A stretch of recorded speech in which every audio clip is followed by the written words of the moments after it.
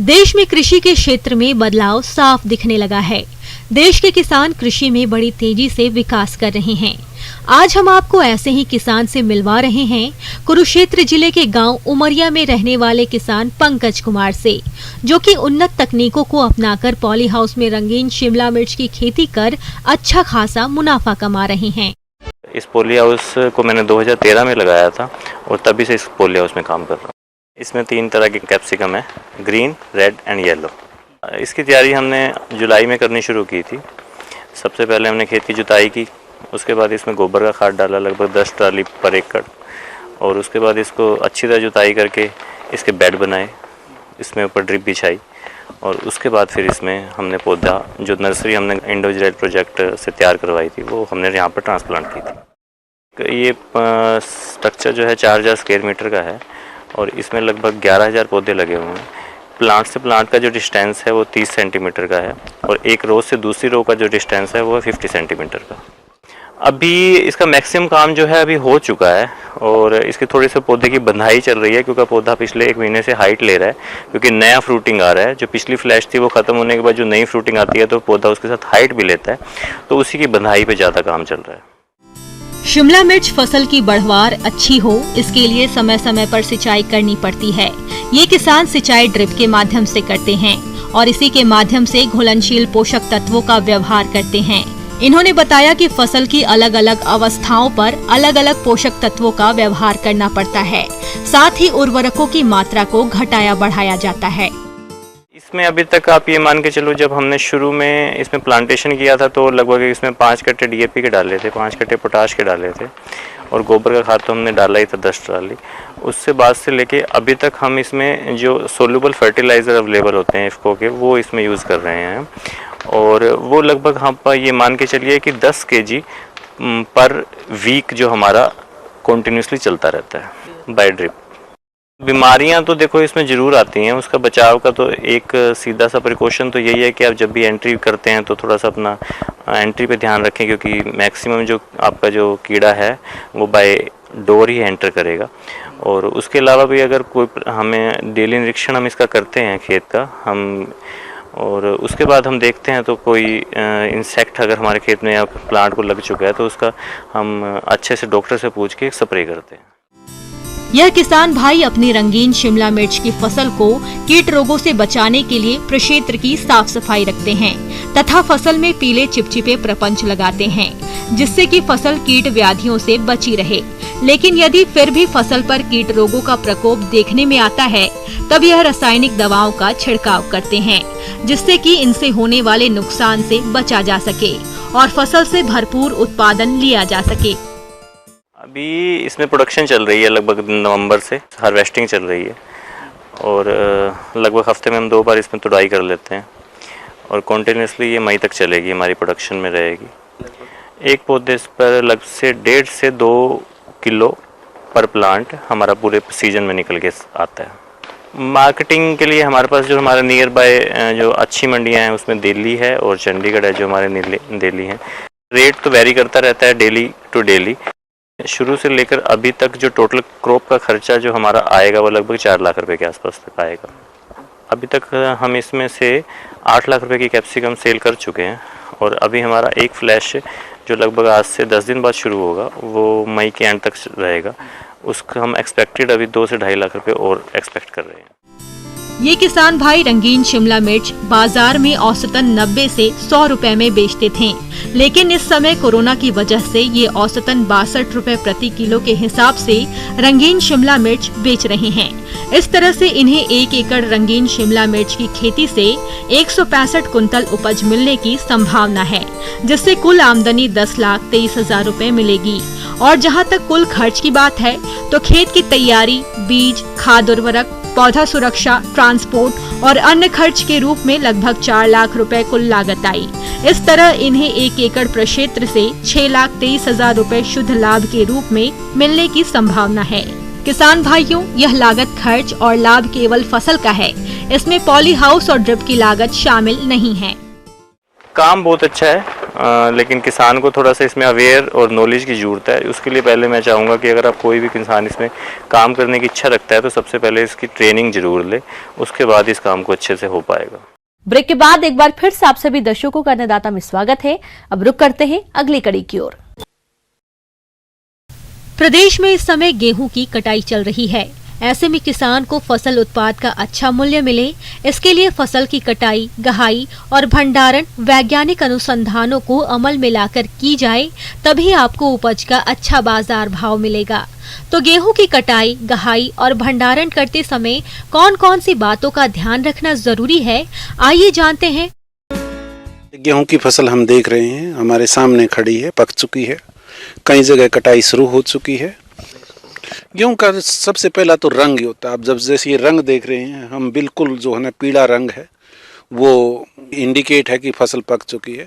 और फिर भी देखना हो तो आप एक बाल तोड़िए, बाल के दाने निकालिए, दानों को देखिए, आप जो है ना दांतों के नीचे भी दबा के देख सकते हैं। अगर सख्त कटता है और कोई भी हरा दाना नहीं है तो फसल पकने के लिए तैयार है। ये होता है कई बार कुछ लेट फुटाव या कुछ होता है, साइडों में जो है एक आधा हरा पौधा रह भी जाता है, परंतु आपने जो ओपिनियन कटाई का बनाना है वो इस आधार पे बनाना है कि मेरी जो है ना फसल पक चुकी है तो इसकी कटाई।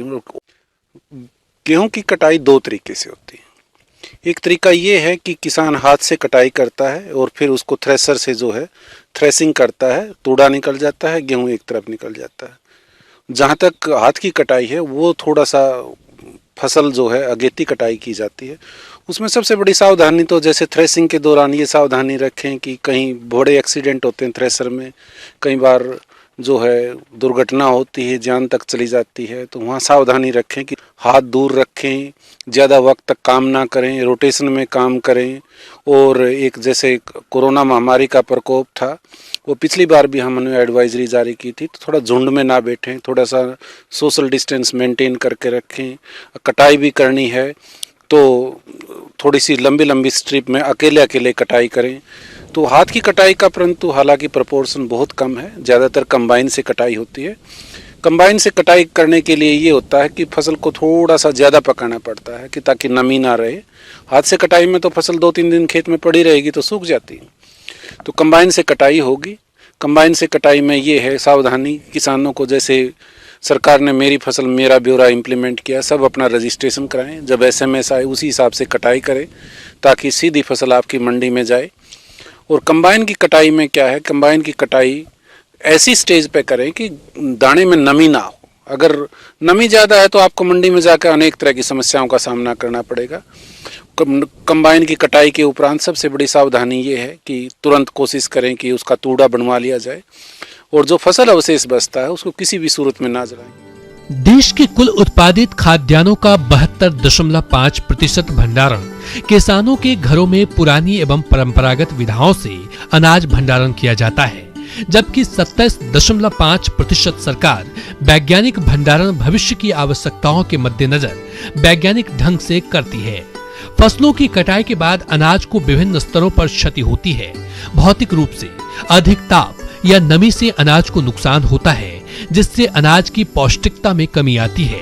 आमतौर पर कीड़ों द्वारा 2.55%, कटाई मढ़ाई द्वारा 1.68%, सूक्ष्म जीवाणु एवं नमी से 0.68%, चूहों द्वारा 2.50%, पशु पक्षियों द्वारा 0.85%, यातायात से 0.15% तथा प्रसंस्करण से 0.92% क्षति होती है। इस प्रकार लगभग भंडारण ठीक प्रकार न हो पाने के कारण अनाज का लगभग 10% का प्रतिवर्ष नुकसान देश में होता है। अनाज भंडारण के पूर्व ध्यान दें।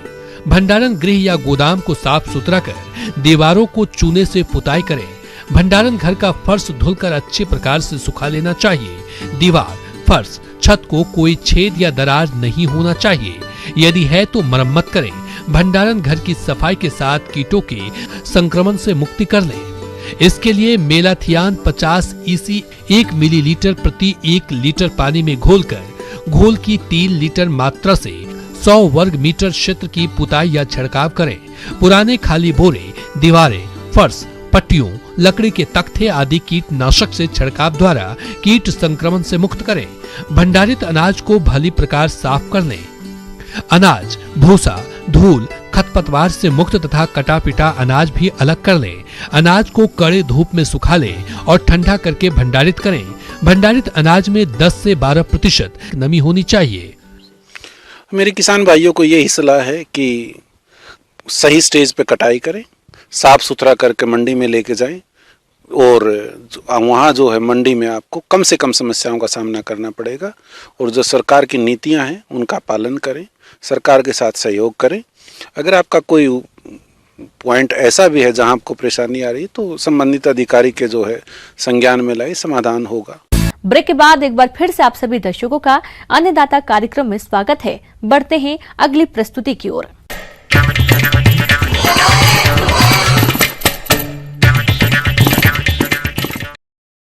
प्रदेश में बहुत से किसान भेड़ का पालन करके अच्छा लाभ कमा रहे हैं, परंतु यह लाभ कभी कभी घातक बीमारियों के कारण घाटे में चला जाता है, जिसमें एक प्रमुख बीमारी है फड़किया। यदि समय रहते इस रोग का नियंत्रण नहीं किया गया तो इससे किसानों को भारी हानि उठानी पड़ सकती है। तो इस रोग से किसान अपनी भेड़ों को कैसे बचाएं, इस बारे में जानकारी दे रहे हैं पशु विशेषज्ञ डॉक्टर A.K. वर्मा।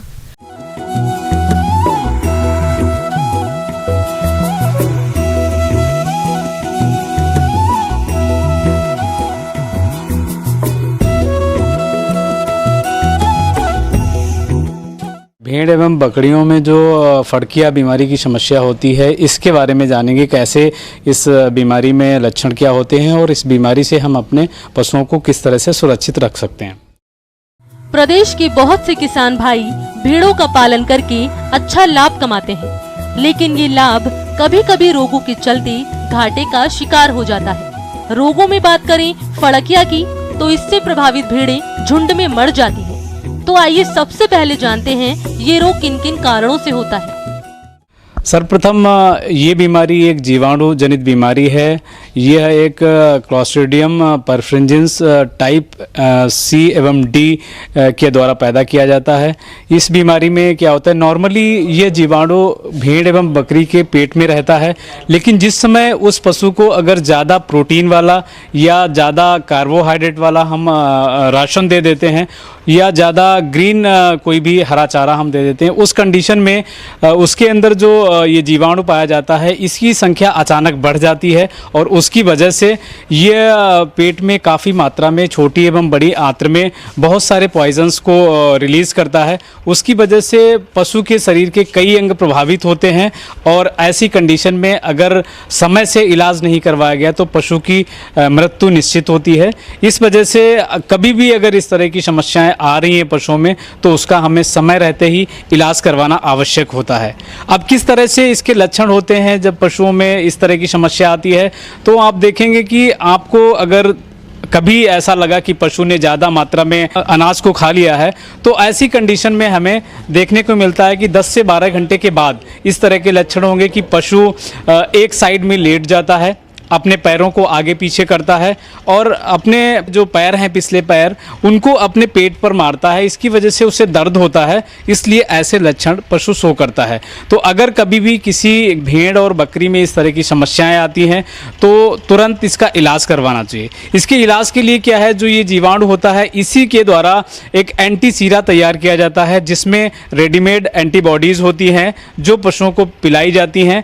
और दूसरी चीज़ है कि इसमें जो इलेक्ट्रोलाइट्स हैं या लिक्विड थेरेपी दी जाती है, जिसमें पशुओं को नॉर्मल सैलाइन है वो दिया जाता है, जिसकी वजह से जो टॉक्सिन है उसको ये न्यूट्रलाइज कर देता है और जल्दी से जो भी अंगों को ये प्रभावित करता है वो जल्दी से सही हो जाते हैं। किसान भाइयों, आपके भेड़ों में फड़किया रोग ना हो, इसके लिए आपको समय रहते उचित उपायों को अपनाना होगा, जिसमें रोग से बचाव के लिए सबसे सस्ता और अच्छा उपाय है टीकाकरण। इस बात का भी विशेष ध्यान रखें कि भेड़ों को दवा पशु चिकित्सक की सलाह पर ही दें। अगर भेड़ पालक इन सभी पहलुओं पर ध्यान दे तो आपकी भेड़ें रोगों से बच जाएंगी और आपका ये व्यवसाय लाभकारी बना रहेगा। इस बीमारी से बचाने के लिए किसान भाइयों को एक विशेष ध्यान देने की ये आवश्यकता होती है। जिस समय सीजन में परिवर्तन हो रहा होता है, तापमान में परिवर्तन हो रहा होता है, उस समय पशुओं को जो हम आहार में बदलाव करते हैं या हरा चारा खिलाते हैं, उसको हमें ध्यान में रखना होता है कि अचानक हमें उनके अनाज की जो मात्रा है वो नहीं बढ़ानी चाहिए या अचानक ज़्यादा मात्रा में हरे चारे को नहीं देना चाहिए। इसकी वजह से जब हम धीरे धीरे ग्रेजुअली बदलाव करते हैं तो उसके पेट के अंदर जो हानिकारक जीवाणु है जिसकी वजह से समस्या पैदा होती है वो अपनी संख्या को नहीं बढ़ा पाते हैं और उसकी वजह से हमारे पशु सुरक्षित रहते हैं। अन्नदाता हेल्पलाइन निशुल्क फोन संपर्क सेवा के माध्यम से आपके द्वारा पूछे गए प्रश्नों में से एक या दो महत्वपूर्ण प्रश्नों को हम अपने कार्यक्रम में शामिल करते हैं और इसी के तहत आज का चयनित प्रश्न और उसका जवाब इस प्रकार है। अन्नदाता निशुल्क फोन संपर्क सेवा के माध्यम से पूछे गए प्रश्नों में से आज हमने जिस प्रश्न को कार्यक्रम में शामिल किया है उसे पूछा है ग्राम बवेरी, जिला अलवर के कृषक वासुदेव प्रसाद ने।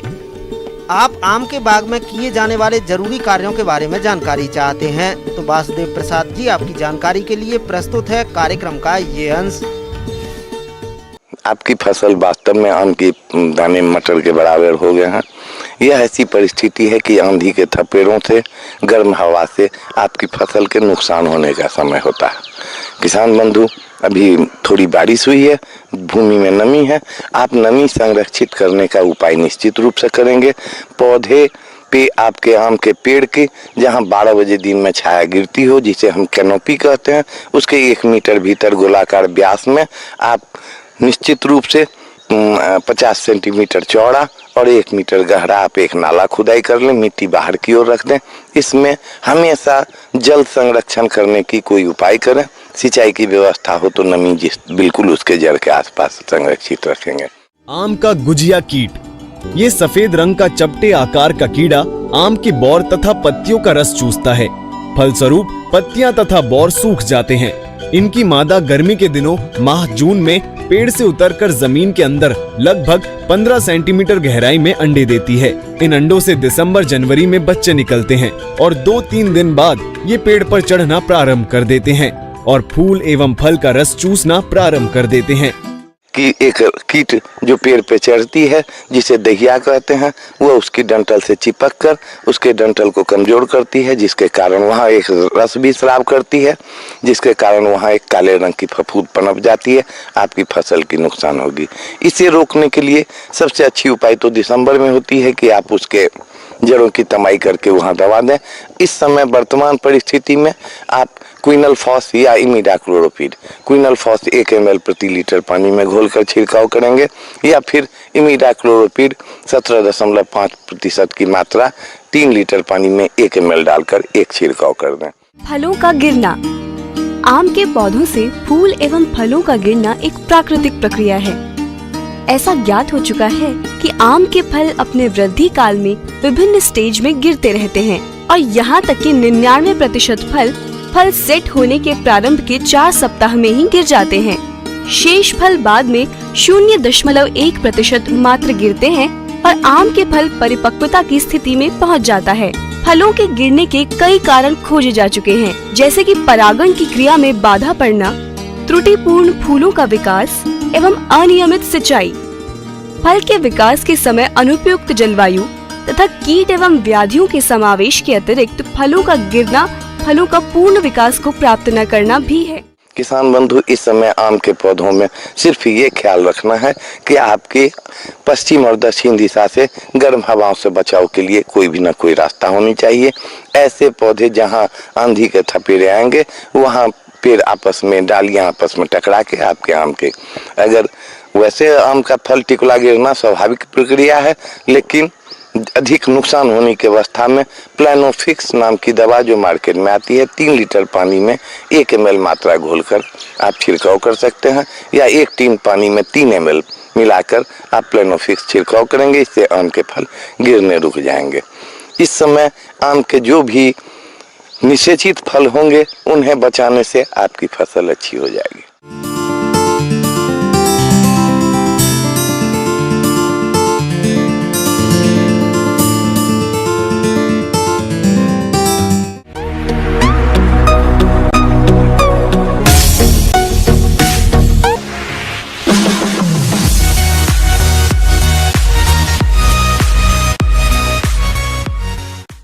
आइए अब एक नजर डालते हैं राज्य की कुछ चुनी हुई मंडियों के प्रमुख फसलों के बाजार भाव पर।